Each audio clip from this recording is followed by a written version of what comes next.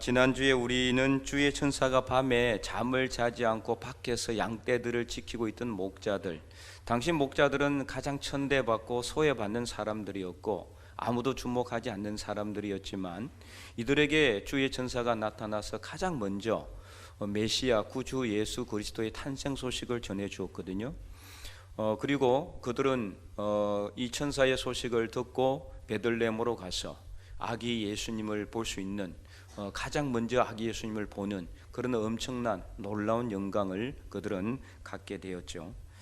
그런데 우리가 생각할 때요, 하나님은 높으시니까 우리가 높은 데로 올라가야지 하나님을 만날 수 있을 것이라고 생각할지 모르지만, 우리 장로님도 기도를 한 것처럼, 그러나 하나님은요 높은 곳이 아니라 이 세상의 가장 낮은 곳으로 내려오셨어요. 그분이 바로 예수님이잖아요. 그래서 예수님은 정말 말이나 소가 이 먹이를 먹는 구유에까지 낮아져 오셨다. 가장 낮은 자리로 내려오신 이 하나님은 우리가 왜 만나지 못할까? 여러분 어떻습니까? 살아가면서 또 신앙생활을 하면서 내가 진심으로 하나님을 만났다, 내가 진심으로 하나님을 만난 경험이 있는지를 한번 생각해 보시기 바랍니다. 만약에 그런 경험이 없다면 그 이유가 무엇일까요? 그것은 우리가 높은 곳으로만 자꾸 올라가기를 원하기 때문은 아닌가.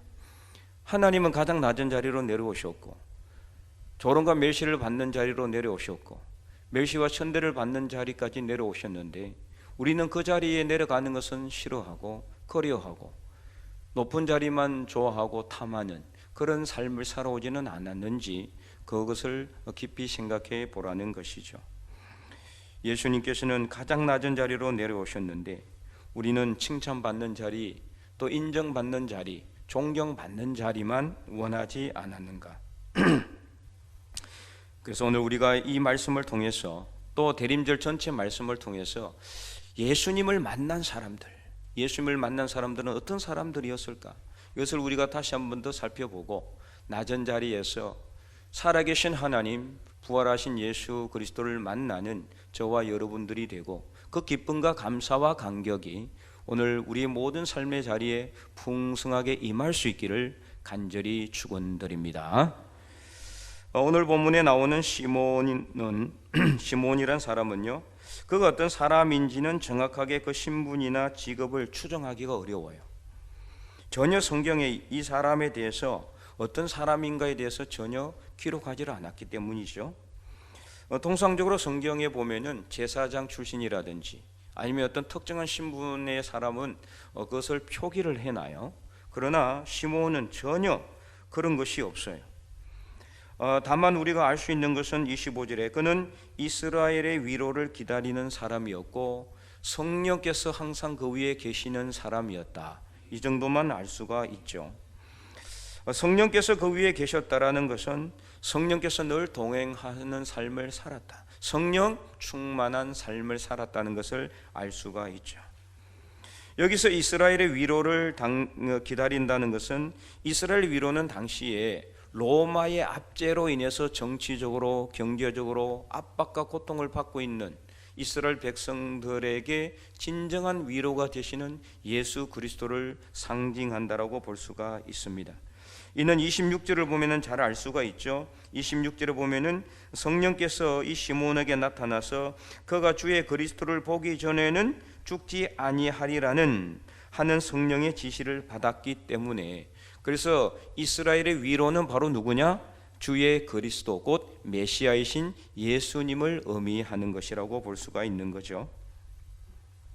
자, 그러면은 시몬이 어떻게 해서 성령께서 그 위에 항상 함께 계셨고 성령께서 직접 나타나셔서 내가 그리스도를 보기 전까지는 죽지 않을 것이다라는 약속까지 받았고, 나중에 그는 예수님을 안고 하나님께 찬송까지 할 수 있는 그런 엄청난 영광을 맞이하게 됐을까?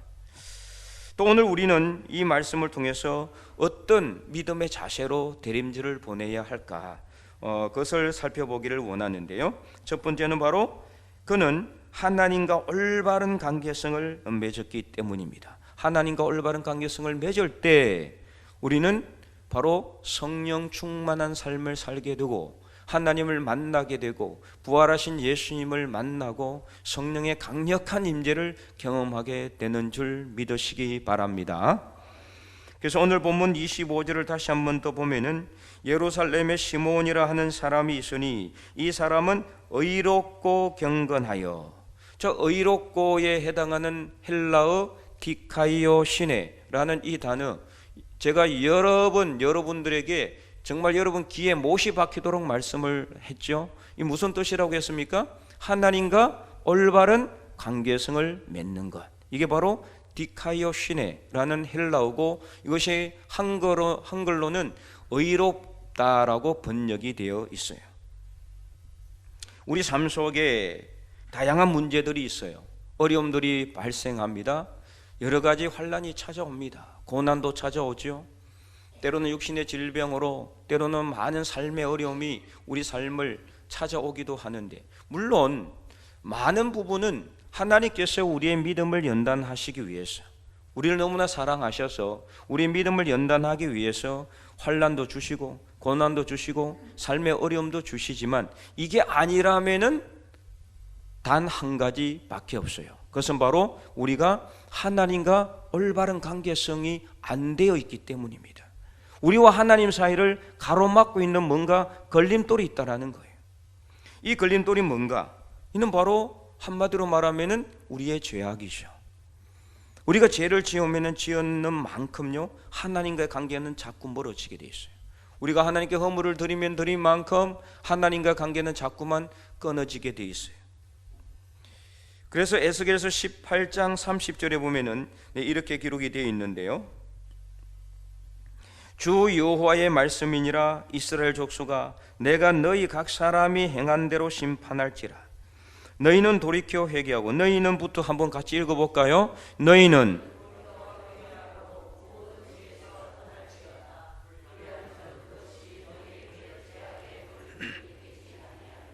아멘.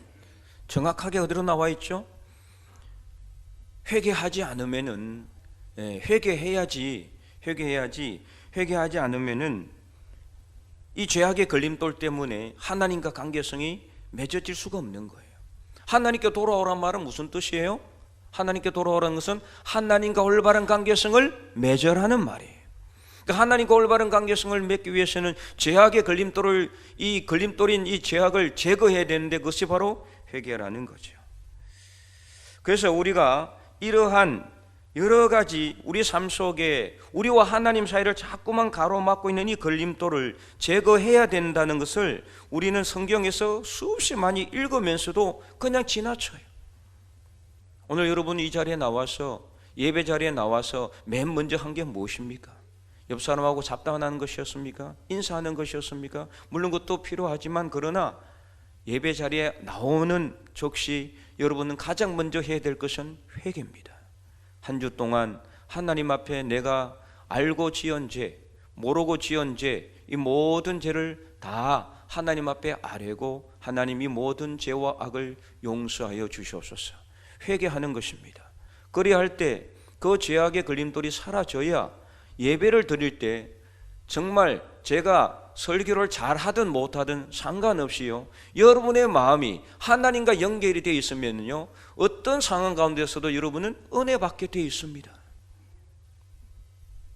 그래서 진정으로 내가 예배 드리는 자세는 뭐냐? 하나님 앞에 회개하는 데서부터 시작하는 거예요. 요한계시록에도 보면은 그리스도께서, 주님께서 사도 요한에게 아시아에 있는 7교회 편지하라고 하죠. 에베소 교회부터 시작해서 마지막을 라오디게아 교회까지 7개에 있는 이 7개 교회의 편지를 쭉 하라고 하는데, 빌라델비아 교회와 서머나 교회 두 교회만 빼고 나머지 5개 교회는 다 책망 받았어요. 그 중에 두 교회는 책망만 받았고, 세 교회는 책망도 받았고 칭찬도 받았어요. 그런데 5개 교회가 책망을 다 받았는데, 동일하게 주님께로부터 무조건 이것을 하라고 명령받은 것이 뭐냐? 통일적으로 그게 뭘까요? 회개하라는 거예요. 회개. 다 똑같이 회개하라고 그랬어요. 그래서 에베소 교회 같은 경우에 요한계시록 2장 4절에서 5절을 보면은 이렇게 기록되어 있습니다. 그러나 너를 책망할 것이 있나니 너의 처음 사랑을 버렸느니라. 그러므로 어디서 떨어졌는지를 생각하고 회개하여 처음 행위를 가지라. 만일 그리하지 아니하고 회개하지 아니하면 어떻게 한다? 내가 네게 가서 내 촛대를 옮기리라. 촛대를 옮긴다라는 것은 뭔 뜻이에요? 촛대를 그 자리에서 옮겨버린다는 것은 이건 한마디로 말하면은 구원받지 못한다는 뜻이에요. 구원의 촛대를 옮기겠다는 뜻이거든요. 회개하지 않으면은 이렇게 되는 겁니다. 그러나 만일 회개하게 되면 어떻게 된다고 말씀하고 있습니까? 7절을 보면은 귀 있는 자는 성령이 교회들에게 하시는 말씀을 들을지어다. 이기는 그에게는 내가 하나님의 낙원에 있는 생명나무의 열매를 주어 먹게 하리라. 아멘. 이 어떻게 하겠다는 거예요? 회개하면은 하나님과의 올바른 관계성이 맺어지게 된다는 것을 말씀하고 있는 겁니다. 그리고 버가모 교회 같은 경우도 요한계시록 2장 14절에서 16절에 보면은 이렇게 말씀하고 있어요. 그러나 내게 두어 가지 책망할 것이 있나니 거기 내게 발람의 교훈을 지키는 자들이 있도다. 발람이 발락을 가르쳐 이스라엘 자손 앞에 걸림돌을 놓아 우상의 제물을 먹게 하였고 또 행음하게 하였느니라. 이와 같이 내게도 니골라 당의 교훈을 지키는 자들이 있도다. 그러므로 어떻게 하라? 회개하라. 회개하라. 그리하지 아니하면 내가 네게 속히 가서 내 입에 검으로 그들과 싸우리라. 그래서 회개하게 되면 어떻게 된다고 말씀하고 있어요? 17절에 이렇게 말씀하고 있습니다. 귀 있는 자는 성령이 교회들에게 하시는 말씀을 들을지어다. 이기는 그에게는, 함께 읽어봅니다. 내가 감추었던 만나를 주고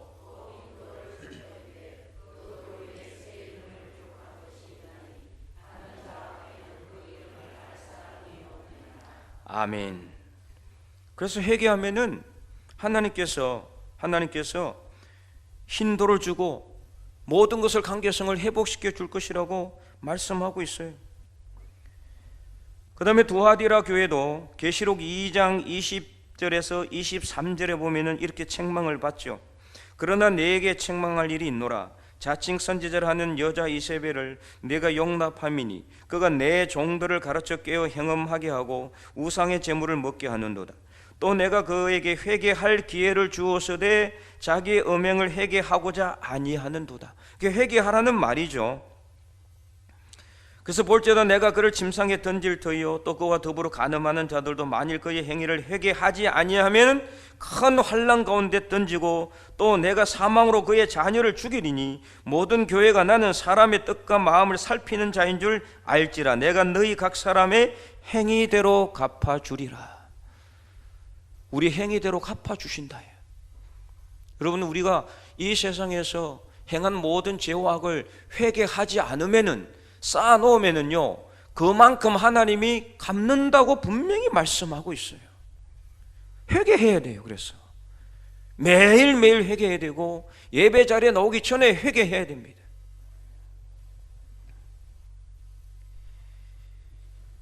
사대교회는 책망만 받은 교회예요. 그래서 계시록 3장 1절에서 3절에 보면 이렇게 기록하고 있습니다. 사대교회의 사자에게 편지하라. 하나님의 7년과 7배를 가지신 이가 이르시되 내가 내 행위를 아노니 내가 살았다 하는 이름은 가졌으나 죽은 자로다. 너는 일깨어 그 남은 바 죽게 된 것을 굳건하게 하라. 내 하나님 앞에 내 행위에 온전한 것을 찾지 못하였노니 그러므로 내가 어떻게 받았으며 어떻게 들었는지를 생각하고 지켜 뭐하라? 회개하라. 계속해서 이렇게 말씀하고 있어요. 만일 일깨지 아니하면, 회개하지 아니하면 내가 도둑같이 이르리니 어느 때에 내게 이르는지 내가 알지 못하리라. 회개하지 않으면은 하나님께서 그냥 두지 않겠단 말씀이에요. 근데 만약에 회개하면은 3장 5절에 이기는 자는 이와 같이 흰옷을 입을 것이요 내가 그 이름을 생명책에서 결코 지우지 아니하고 그 이름을 내 아버지 앞과 그의 천사들 앞에서 시인하리라. 아멘. 그 다음에 마지막으로 라오디게아 교회에 주님께서 주시는 책망의 내용입니다. 요한계시록 3장 15절과 16절 말씀. 내가 내 행위를 아노니 내가 차지도 아니하고 뜨겁지도 아니하는도다. 내가 차든지 뜨겁든지 하기를 원하노라. 우리가 뜨뜻미지근한 신앙생활 하지 말라고 제가 여러 번 말씀을 드렸죠. 내 말이 아니라 성경에 기록된 주님의 명령이에요. 주님께서 라오디게아 교회에만 주는 말씀이겠어요? 오늘 이 시대에 하나님의 백성이라고 하는, 교회 다닌다고 하는 모든 사람들에게 주시는 말씀, 이 말씀은 안 믿는 사람에게 주는 말씀이 아니에요. 믿는다고 하는 사람들, 그리스도인이라고 하는 사람들에게 주는 주님의 책망의 말씀입니다. 뜨뜻미지근한 신앙생활 하지 말라는 거예요. 차든지 뜨겁든지 두 개 중에 하나 해라는 거예요. 교회 다니는지 세상 사람 살이를 하는지 전혀 분간이 안 되는 그런 삶을 살면 안 돼요. 정말 저 사람은 교회 다니는 사람이고 예수님 잘 믿는 사람이다, 안 믿는 사람들로부터 이런 인정 정도는 받아야 하지 않겠습니까? 교회 다니는데 도대체 저 사람은 뭐 교회 다녀? 저 사람도 교회 다녀? 이런 이야기 들으면 안 되는 거예요. 이게 차지도 않고 뜨겁지도 않는 신앙생활을 하는 사람들입니다. 그런 사람은 어떻게 한다고요? 토하여 내쳐버린다고 분명히 말씀하고 있어요. 16절 말씀 우리 다 함께 큰 목소리 읽어보겠습니다. 내가 이같이 미지근하여 뜨겁지도 아니하고 차지도 아니하니 내 입에서 너를 토하여 버리리라. 아멘. 오늘 여러분 이 말씀을 여러분 가슴에 깊이 새기기를 원합니다. 그래서 회개하라고 분명히 말씀하고 있습니다. 19절에서 21절 말씀, 물은 내가 사랑하는 자를 책망하여 징계하노니 그러므로 내가 열심을 내라. 뭐 해라? 회개하라. 열심을 내서 회개하라는 거예요. 오늘 하나님께서 우리에게 이런 책망의 말씀을 주시는 거 여러분 감사하게 생각하셔야 돼요. 왜요? 우리에게는 아직도 회개할 기회가 있으니까요. 회개할 기회가 없는 사람에게는 이건 저주나 마찬가지잖아요. 그래서 열심으로 회개하기 바랍니다. 그래서 20절 말씀에 볼지어다 내가 문 밖에 서서 두드리노니 누구든지 내 음성을 듣고 문을 열면 내가 그에게로 들어가 그와 더불어 먹고 그는 나와 더불어 먹으리라. 하나님이 우리 마음의 문을 두드리는 건 뭐냐? 회개하라고 마음의 문을 두드리는 거예요. 오늘 이 말씀을 여러분이 들으면서 여러분의 심령에 걸림이 되거나 찔림이 되면은 여러분 회개하셔야 돼요. 그냥 지나치면 안 돼요. 예배 자리에 조용히 앉아있다가 가는 것이 아니라 이 말씀을 듣고 여러분 가슴에 찔림이 되고 여러분 마음에 정말 이게 걸림이 된다면은 하나님 용서하여 주시옵소서 마음속으로 회개하셔야 돼요.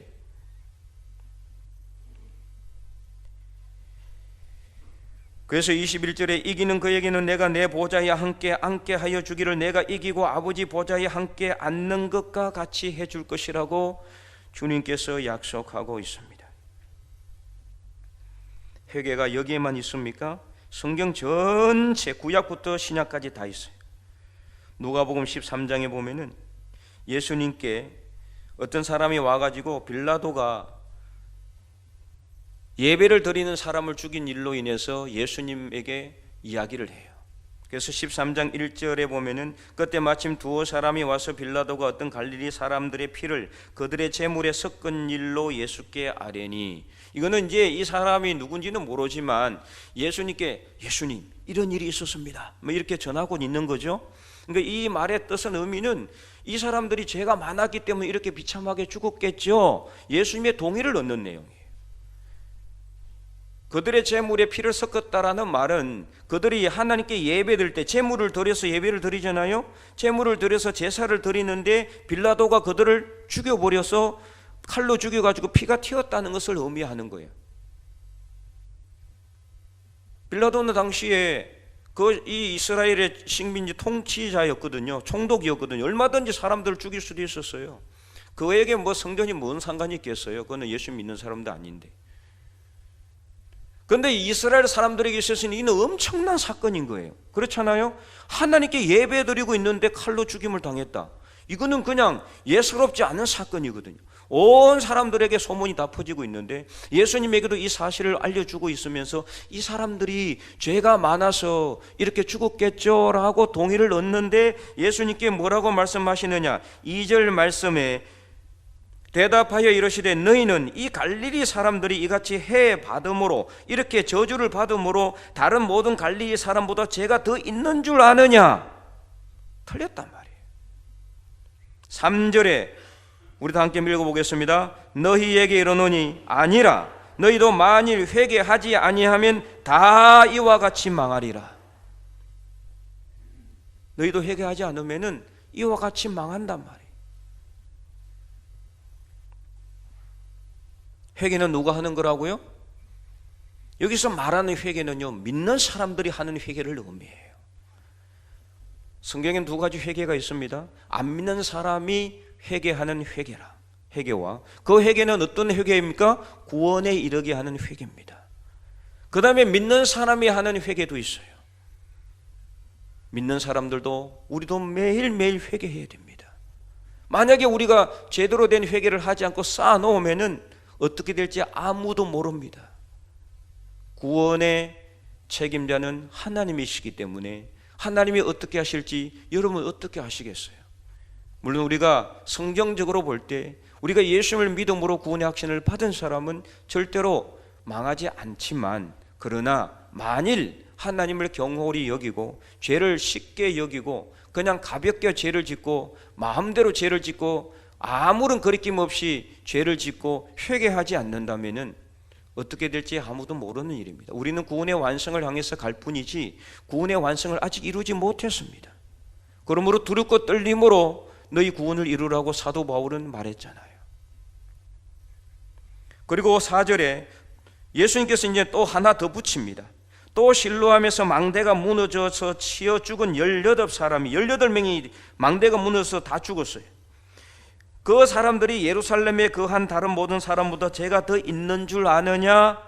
5절 말씀 읽어보겠습니다. 너희에게 이르노니 아니라 너희도 만일 회개하지 아니하면 다 이와 같이 망하리라.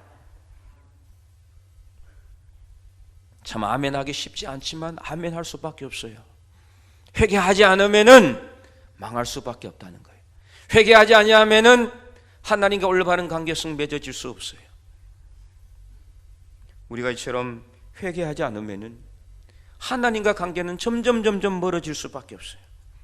나중에는 완전 신앙의 밑바닥까지 가는 겁니다. 교회를 떠나는 사람들이 그 때문이에요. 내가 구원받았는지 안 받았는지 헷갈리게 돼요. 세상으로 떠나는 겁니다. 회개하지 않고 쌓아놓으면. 그러므로 여러분, 정말 우리는 회개하는 것을 회개할 수 있음에 감사하시기 바랍니다. 하나님 앞에 회개함으로 정말 우리가, 비록 시므온은 오늘 본문에서 그가 회개했다라는 말은 나오지 않았지만 그가 의로운 사람이었다라는 것은 늘 하나님과 올바른 관계성을 맺은 사람이었다는 것을 의미하고, 그랬다는 것은 그가 항상 하나님 앞에 회개하는 삶을 살았다라는 것을 우리는 분명히 추정할 수가 있기 때문에 오늘 시므온처럼 우리도 의로운 사람이 되기 위해서, 하나님과 올바른 관계성을 맺는 사람이 되기 위해서는 우리도 매일매일 회개하는 삶을 통해서 의로운 사람들이 되고 하나님과 올바른 관계성을 맺음으로 저와 여러분의 모든 삶의 자리에서 살아계신 하나님, 부활하신 예수님을 진정으로 경험하고 만나는 이번 대림절이 될 수 있기를 간절히 축원드립니다. 두 번째, 경건한 신앙의 삶을 살아야 우리가 부활하신 예수님, 살아계신 하나님을 만나게 될 수 있다. 성령의 충만함을 우리가 경험하게 된다는 것을 우리는 알아야 됩니다. 자, 25절을 다시 한 번 더 보시기 바랍니다. 25절 말씀에 예루살렘에 시므온이라 하는 사람이 있으니 이 사람은 의롭고 어떤 사람이었다? 경건하여. 자, 여기서 말하는 경건, 이 경건에 해당하는 헬라어 율라베서라는 이 단어는 종교적인 의무에 투철하고 헌신된 이라는 뜻을 갖고 있어요. 투철하게 모든 영적인 삶 속에 헌신하는 사람이었다는 뜻이라는. 그래서 하나님을 경외하다라는 단어에 사용되는 유세베스라는 단어와 어근이 같아요. 어근. 그러니까 이 경건이라는 뜻은 뭐냐? 시몬이 경건한 삶을 살았다는 것은 그가 철저히 하나님을 경외하는 삶에 헌신했다는 것을 의미하는 거죠. 그럼 시몬이 어떻게 이처럼 경건한 삶을 살았을까? 보통 우리가 경건한 삶을 사는 사람은 처음부터 그러지 않거든요. 그의 부모님이 정말 경건한 사람이었던지, 아니면 정말 몇 대째 내려오는 신앙의 어떤 가정이었던지, 뭔가 특별한 어떤 집안의 내력이나 뭔가 있어야 되는데 시몬은 아무것도 없어요. 이미 우리가 살펴봤지만은 그는 정말 평범한 아마 집안의 사람이었을 것 같아요. 그의 부모도 전혀 이름이 드러나지 않는 그런 평범한 가정이었지 않았을까, 그렇게 생각이 돼요. 그럼에도 그는 당당히 그의 이름이 성경에 기록되었을 뿐만 아니라 인류의 구세주이신 예수 그리스도를 직접 품에 안고 하나님을 찬송하는 엄청난 영광을 그는 맞이하게 됐어요. 여러분, 인류의 구세주 예수 그리스도를 품에 안을 수 있는 사람이 이 사람 한 사람밖에 없었어요. 이는 엄청난 영광이기 전에 정말 말할 수 없는 기쁨과 감격 아닙니까?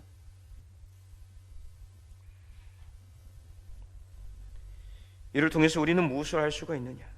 우리가 하나님과 올바른 관계성을 맺고 하나님을 경외함으로 하나님께 복을 받는 비결은 우리 집안이 잘나서도 아니고, 내가 지식이 많아서도 아니고, 내가 학력이 높아서도 아니고, 내 집안이 정말 뛰어나서도 아니고, 내가 잘나서도 아니고 못나서도 아니라 세상적인 조건과 아무런 상관이 없다라는 것입니다.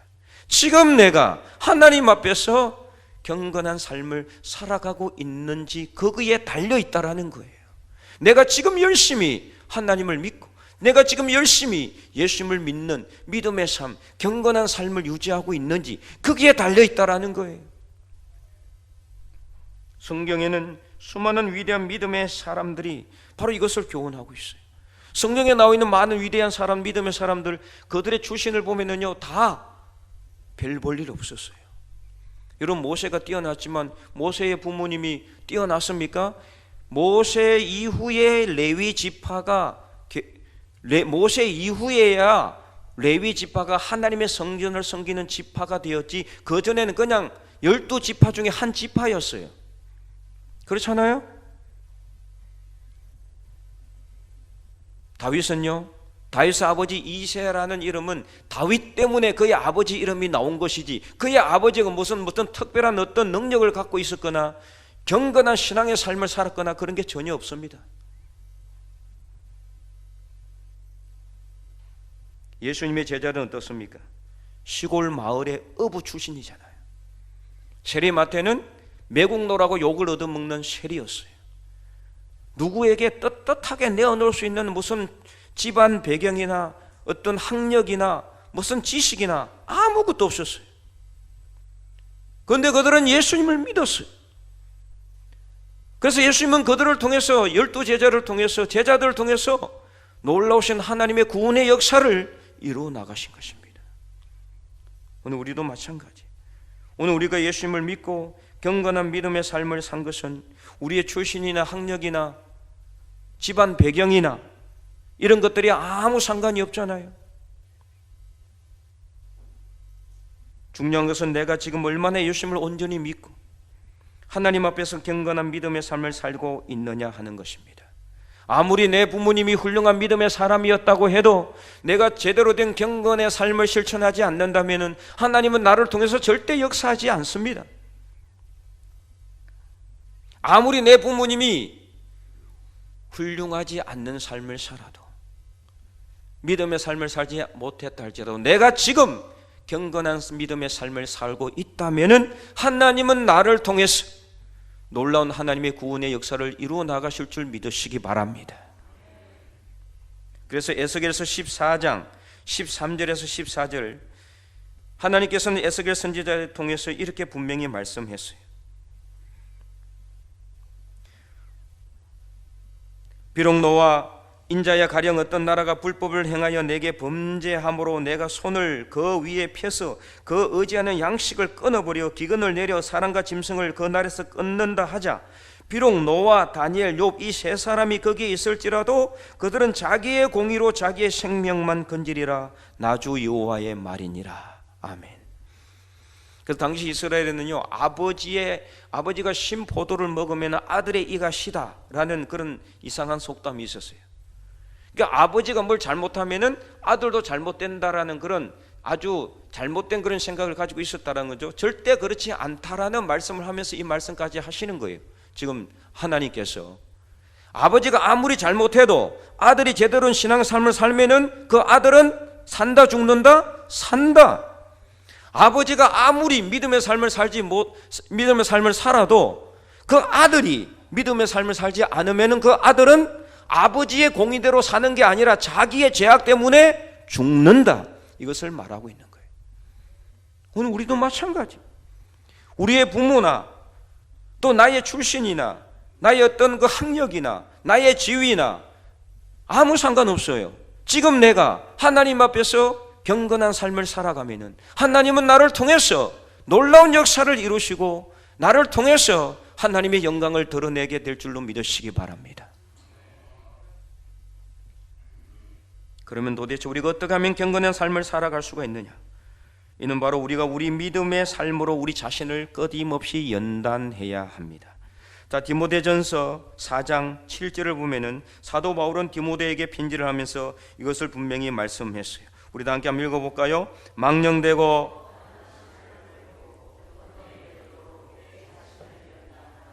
아멘. 경건은요, 끊임없는 연단을 통해서 이루어진다는 것을 말하고 있는 거예요. 자, 연단에 해당하는 헬라어 김나조라는 이 단어는 영어의 김나지움으로 파생된 단어입니다. 영어의 김나지움 많이 들어봤죠? 무슨 뜻이에요? 체육관이라는 뜻이에요. 체육관. 체육관에서 뭐 합니까? 연습하고 훈련하잖아요. 경기장에서 운동선수들이 상을 받는 비결이 뭡니까? 체육관에서 얼만큼 땀을 흘렸는지 달려 있잖아요. 우리 신앙의 삶도 마찬가지. 우리가 연단하지 않으면, 우리 자신을 연단하지 않으면, 즉 우리가 경건의 연습을 하지 않고 훈련하지 않으면은 절대로 경건한 사람이 될 수 없다. 한번 기도하고 뭐 천국으로 올라간 사람이 있습니까? 절대 그렇지 않습니다. 거침없이 기도하는 사람이 기도 잘합니다. 계속 성경 읽는 사람이 은혜 잘 받습니다. 계속해서 예배를 사모하고 예배를 빠지지 않는 사람이 예배를 통해서 살아계신 하나님의 음성을 듣게 되는 것입니다. 끊임없이 전도하는 사람이 말 잘해요. 많이 해봤기 때문에. 여러분, 이 경건이라는 것은 영적인 자양분은요, 우리가 연습하지 않고는 절대 이룰 수가 없어요. 믿음의 성장은 끊임없는, 정말 운동장에서 선수들이 피와 땀을 흘려서 연습하는 것처럼 우리도 이 경건의 실천의 연습을 거듭해야 돼요. 오늘 기도하지 못했으면 내일 다시 기도하는 겁니다. 오늘 성경 못 읽었으면 내일 다시 읽는 겁니다.